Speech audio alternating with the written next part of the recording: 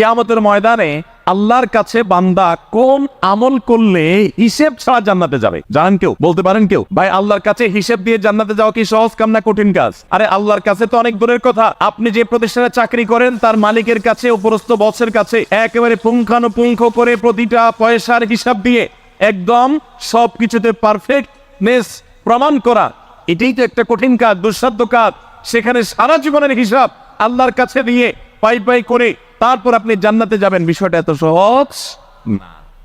তাহলে হিসেব ছাড়া আল্লাহ তাআলা এমনিতে বলবেন হিসাব টিসাব নাই, তোমাকে এমনি জান্নাতে দিলাম, এটা চান আপনারা?